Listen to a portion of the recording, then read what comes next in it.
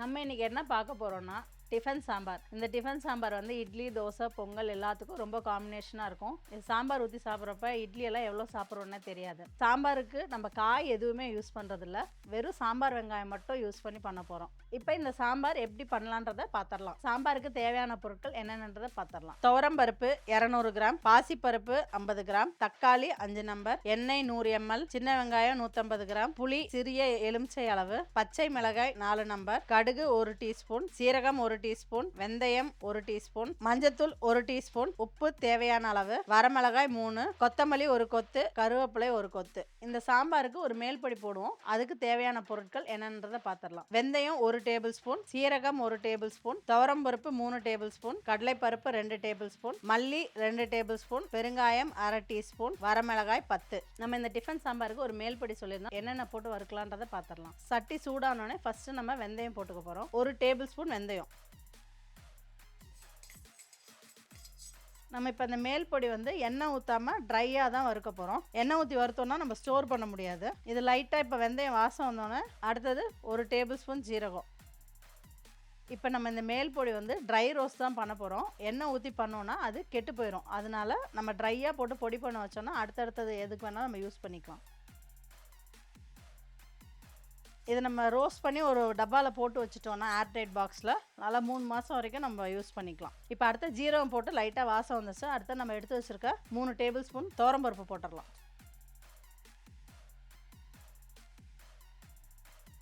இப்போ நம்ம துவரம்பருப்பும் லைட்டாக அந்த வாசம் வர அளவுக்கு வறுத்துக்கலாம். அடுத்தது நம்ம 2 டேபிள் ஸ்பூன் கடலைப்பருப்பு போட போகிறோம். இந்த பருப்பு ரெண்டுமே லைட்டாக ரோஸ்ட் ஆகிற அளவுக்கு வறுத்துக்கலாம். இந்த மேம்பொடி ஏன் போடுறோன்னா அந்த லாஸ்ட்டாக இது போடுறப்ப தான் அந்த சாம்பாரோட ஃப்ளேவர் நல்லா எடுத்து கொடுக்கும். அந்த சின்ன வெங்காயத்தோட டேஸ்ட்டு இந்த மேல்பொடி போடுறப்ப சாம்பார் ரொம்ப நல்லாயிருக்கும். பொங்கல், இட்லி, தோசை எல்லாத்துக்குமே. இப்போ இதெல்லாம் இந்த மாதிரி சவக்கிற அளவுக்கு வறுத்துட்டோம். இதை ஒரு பவுலில் மாற்றி ஆற வச்சிடலாம். நம்ம எடுத்து வச்சுருக்க மல்லியும் வரமிளகாயும் தனியாக வறுத்துக்கலாம். அடுத்து நம்ம 2 டேபிள் ஸ்பூன் மல்லி வறுத்துக்க போகிறோம். நம்ம இதை மல்லியை ஏன் தனியாக வறுக்கிறோன்னா துவரம் பருப்பு நல்லா சவக்க வறுத்துட்டோம். அதுக்கப்புறமும் இது போட்டோன்னா ரொம்ப கருகி போயிடும். அதனால் அதை வறுத்து ஆற வச்சிடலாம். அதுக்கப்புறம் இது ரெண்டுத்தையும் வறுத்துக்கலாம். அடுத்து நம்ம 10 வரமிளகாய் எடுத்து வச்சுருக்கோம், அதை போட்டுடலாம். இது மல்லியும் வரமிளகாயும் நல்லா சூடேற அளவுக்கு வறுத்துடணும். அப்போ தான் நமக்கு மிக்சியில் அரைப்படும். மிளகாயும் மல்லியும் நல்லா சூடு ஏறிடுச்சு. இப்போ இதை நம்ம ஆற வச்சு மிக்சியில் குறைன்னு அரைச்சி எடுத்துக்கலாம். இப்போ நமக்கு மிளகாய், மல்லி எல்லாமே ஆறிடுச்சு. நம்ம காஞ்ச மிக்சி ஜாரில் போட்டு கிரைண்ட் பண்ணிட்டு வந்துடலாம்.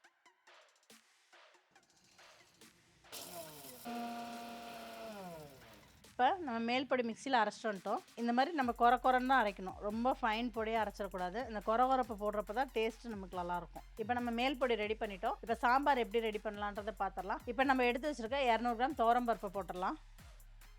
அடுத்தது 50 கிராம் பாசிப்பருப்பு எடுத்து வச்சுருக்கோம், அதையும் போட்டுடலாம். இது நம்ம பாசிப்பருப்பு ஏன் போடுறோன்னா சாம்பாருக்கு அது திக்னஸ் கொடுக்கும். அதனால் கொஞ்சம் போட்டோன்னா நல்லா கொலகொலப்பாக இருக்கும். எல்லாத்துக்கும் நமக்கு காம்பினேஷனோடு இருக்கும். இப்போ நம்ம பருப்பு போட்டுட்டோம். அதை ஒரு அலசி எடுத்துடலாம்.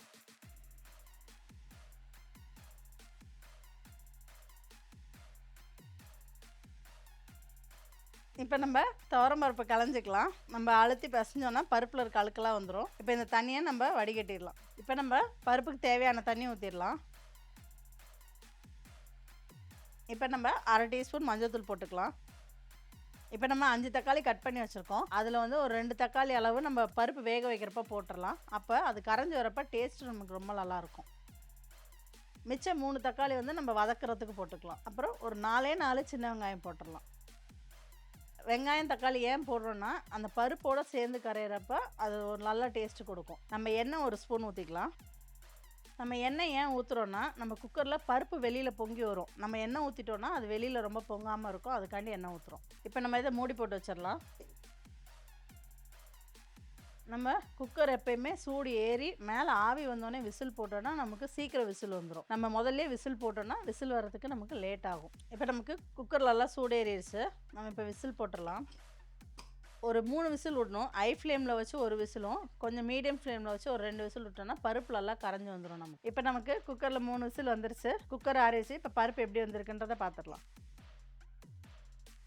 இப்போ நமக்கு பருப்பு ஒரு விசில் ஐலியும் 2 விசில் சிம்லேயும் வச்சதுனால பாருங்கள், பருப்பு இப்போ நல்லா குழஞ்சி வந்துருச்சு. அந்த தக்காளி, வெங்காயம் எல்லாமே நல்லா கரைஞ்சிருச்சு. இது பருப்பு நல்லா வெந்துருச்சு. இது அப்படியே ஓரமாக வச்சுட்டு சாம்பாருக்கு தாளிச்சிடலாம். இப்போ நம்ம சாம்பார் தாளிக்கிறதுக்கு கடாய் காய வச்சு எண்ணெய் ஊற்றிடலாம். இப்போ நம்ம எண்ணெய் காஞ்சிருச்சு. நம்ம எடுத்து வச்சுருக்க 1 டீஸ்பூன் கடுகு போட்டுக்கலாம். கடுகு நல்லா பொரிஞ்சோன்னே ஜீரகம் 1 டீஸ்பூன், அடுத்தது வெந்தயம், பெருங்காயம் 1/2 டீஸ்பூன், 4 பச்சை மிளகா போட்டுக்கிறோம், 3 வரமிளகா கிள்ளி வச்சது போடுறோம். அடுத்து எடுத்து வச்சுருக்க 150 கிராம் வெங்காயம். இப்போ நம்ம அடுத்து வெங்காயம் போட்டிருக்கோம். வெங்காயம் கண்ணாடி பதம் வர அளவுக்கு வதக்கிக்கலாம். வெங்காயம் நல்லா கண்ணாடி பதத்துக்கு வதங்கிருச்சு. அடுத்து தக்காளி போட்டுக்கலாம். நம்ம 5 தக்காளி எடுத்து வச்சுருந்தோம். 2 பருப்பு வேகிறப்ப போட்டுட்டோம், மிச்சத்தை இதில் போட்டுடலாம்.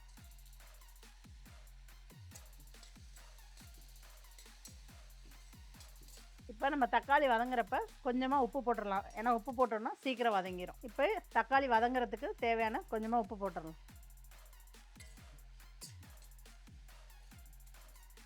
நமக்கு தக்காளி நல்லா தோல் பிரிஞ்சு நல்லா வதங்கிருச்சு. இந்த அளவுக்கு வதங்கணும் தக்காளி. தக்காளியோட தண்ணி எல்லாம் பிரிஞ்சு வந்துருச்சு பாருங்கள். இப்போ நம்ம எடுத்து வச்சுருக்க 1 டேபிள் ஸ்பூன் தனி மிளகாத்தூள் போட்டுக்க போகிறோம். மிளகாத்தூள் லைட்டாக பச்சை வாடை போகிற அளவுக்கு நல்லா வதக்கிக்கலாம் இந்த தண்ணியிலே. இப்போ நமக்கு மிளகாத்தூள் நல்லா பச்சை வாடை போயிடுச்சு. இப்போ நம்ம 1 கொத்து கருவேப்பிலை இதில் போட்டுடலாம். முதல்ல போட்டோன்னா கருவேப்பிலையோட கலர் மாறிடும், அதனால தான் இப்போ போடுறோம். அடுத்தது நம்ம ஒரு சின்ன எலுமிச்சை அளவு புளியை எடுத்து வச்சுருந்தோம், அதிலெல்லாம் கரைச்சி வச்சுருக்கோம். அதை இப்போ ஊற்றிக்கலாம். இப்போ நம்ம புளி ஊற்றினோன்னே இப்போ சாம்பாருக்கு தேவையான அளவு தண்ணி ஊற்றிடலாம்.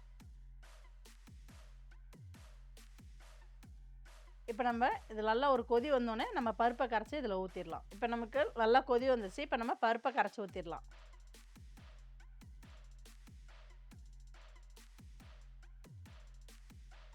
இப்போ நம்மலாம் நல்லா கட்டிப்படாமல் கிளறிடுவோம்.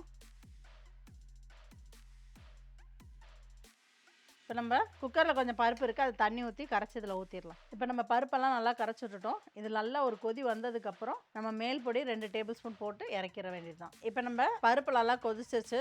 சின்ன வெங்காயம்லாம் நல்லா முட்டை முட்டையாக மேலே நிற்கிது பாருங்கள். இப்போ நம்ம அரைச்சி வச்சுருக்க மேல் பொடி 2 டேபிள் ஸ்பூன் போட்டுக்கலாம். அதே மாதிரி தூணு மாதிரி போடணும். அங்கங்கே போட்டோம்னா கட்டி கட்டியாயிரும்.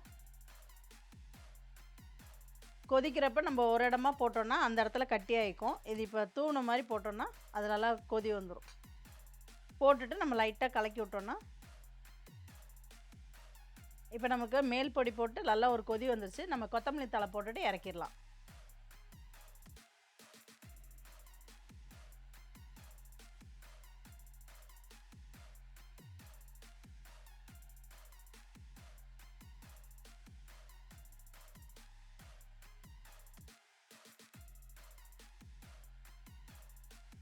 இப்போ நமக்கு டிஃபன் சாம்பார் ரெடி ஆயிடுச்சு. நம்ம இட்லியோட வச்சு சாப்பிட்டு பார்த்துடலாம்.